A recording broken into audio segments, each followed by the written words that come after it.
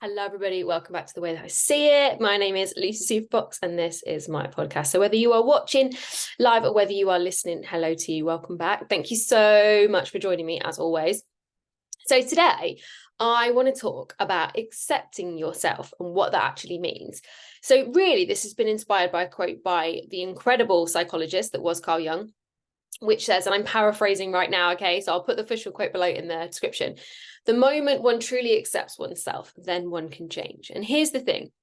A lot of people will feel really resistant to that quote.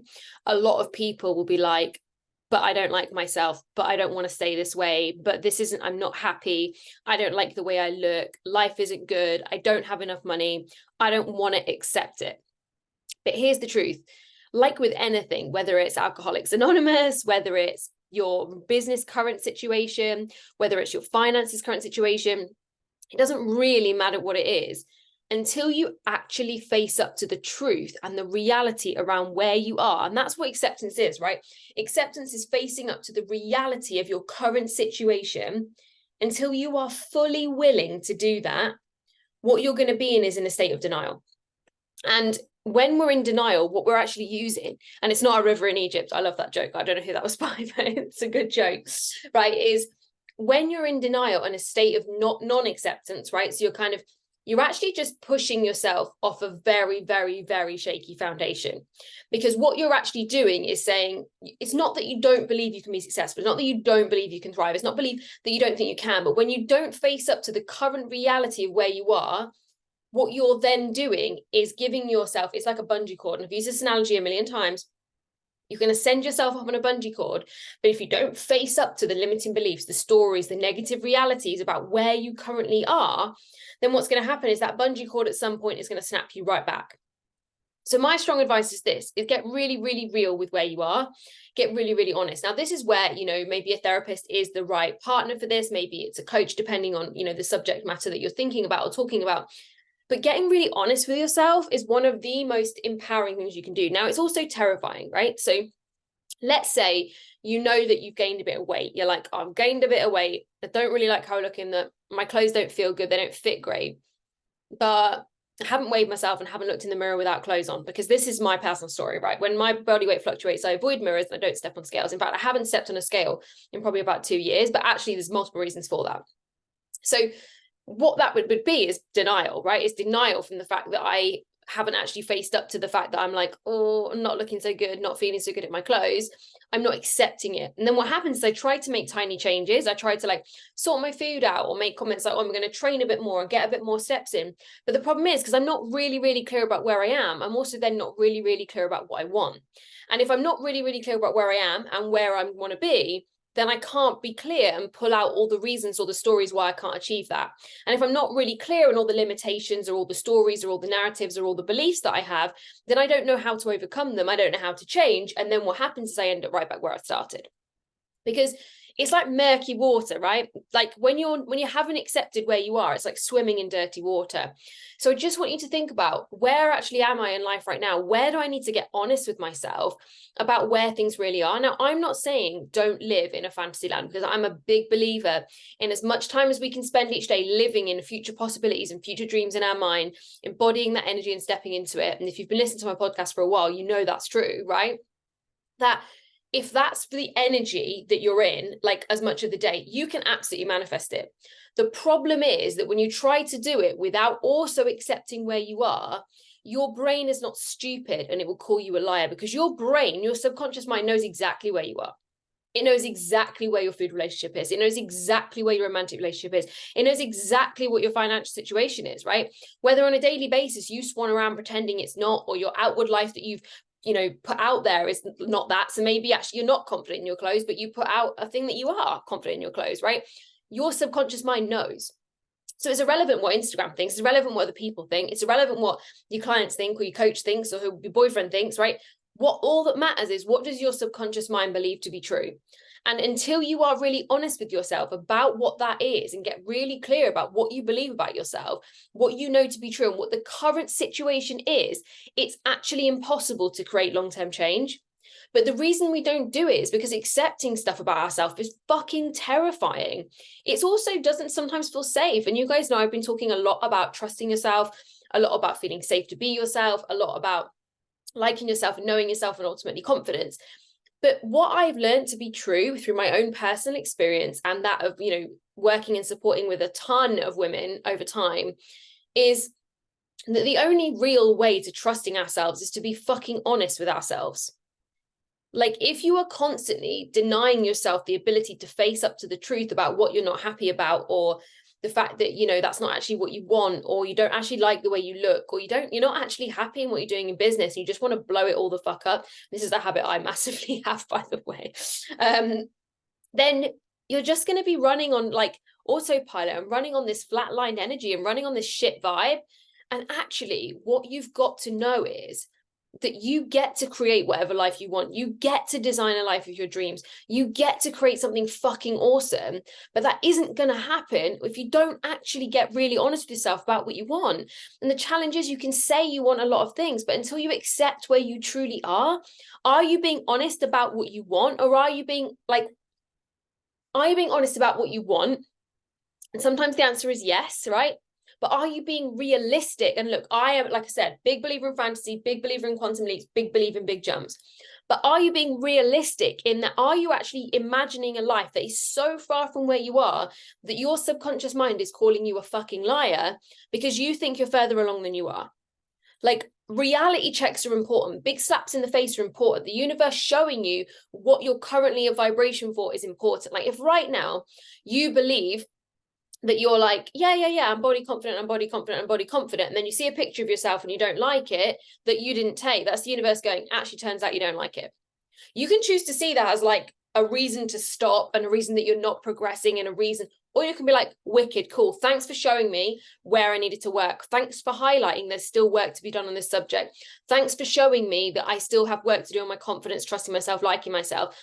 Cool, let's get really clear on where I am. Let's get really clear on what I want. Let's get really clear on all the reasons I'm telling myself I can't have it, or all the subconscious truths or lies, whatever you want to call them, so that I can go out and create, manifest, and design my dream life, right?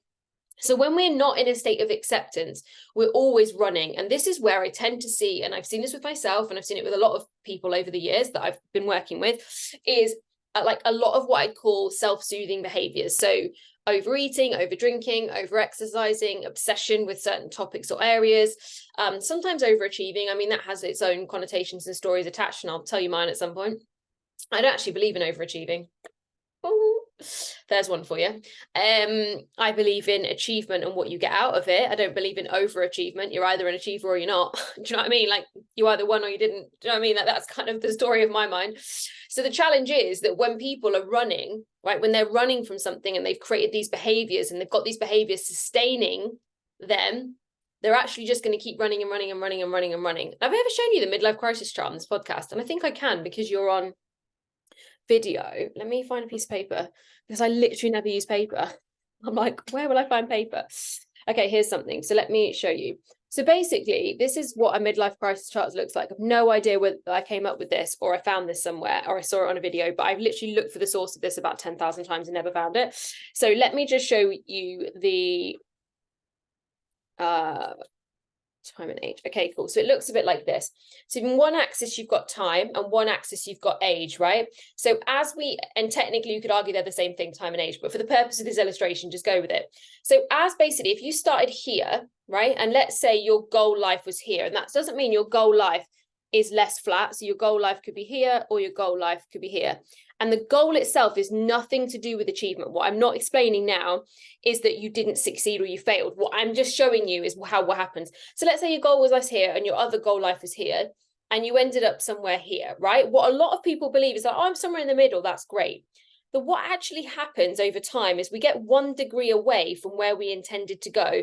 We end up a fucking long way away from where we intended to go. So what happens at a midlife crisis is then people make a massive U-turn to end up back where they wanted to be.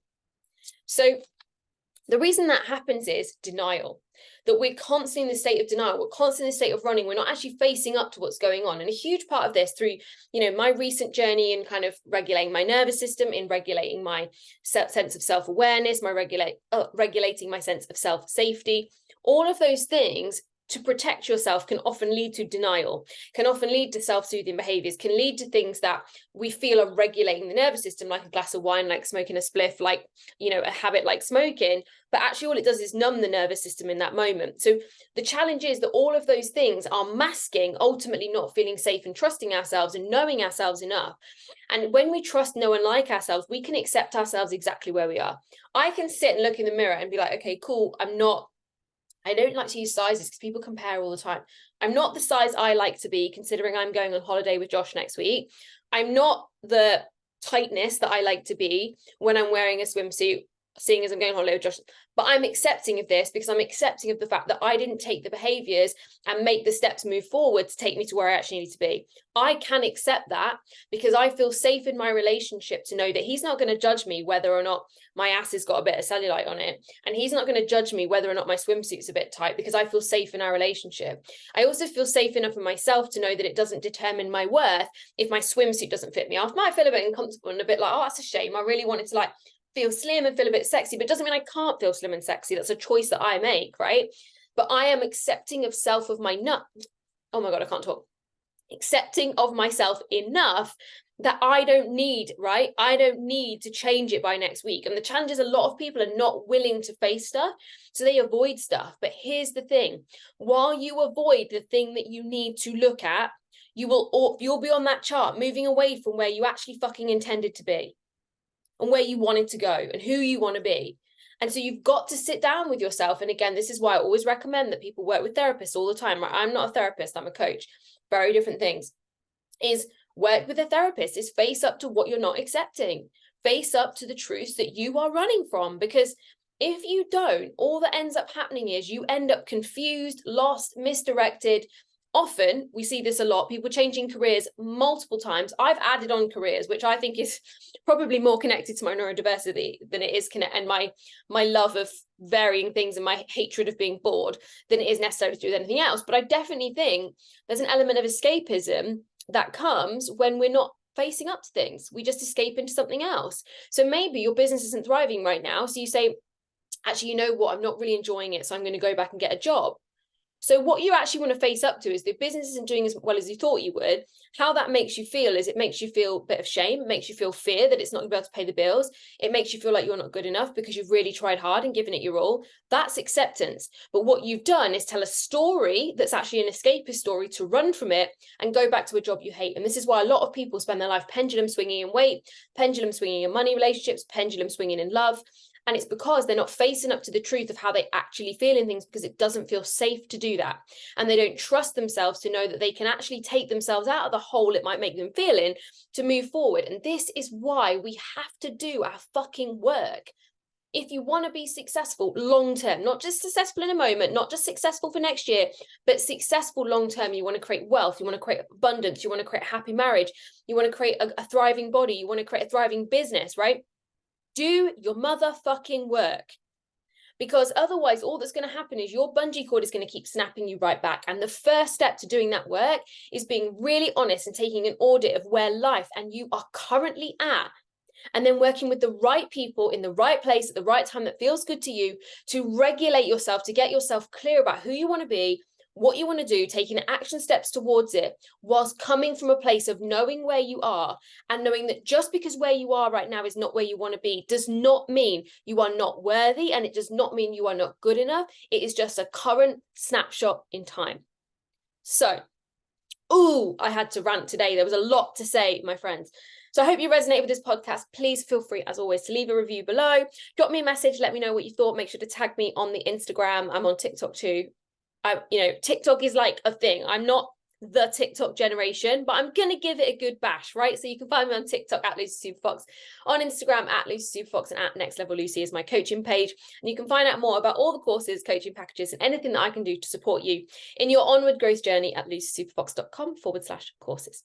So I love you all very much. I hope this podcast resonated in some way. Let me know in the comments below if it did, and I'll see you on the next episode. That was the way that I see it.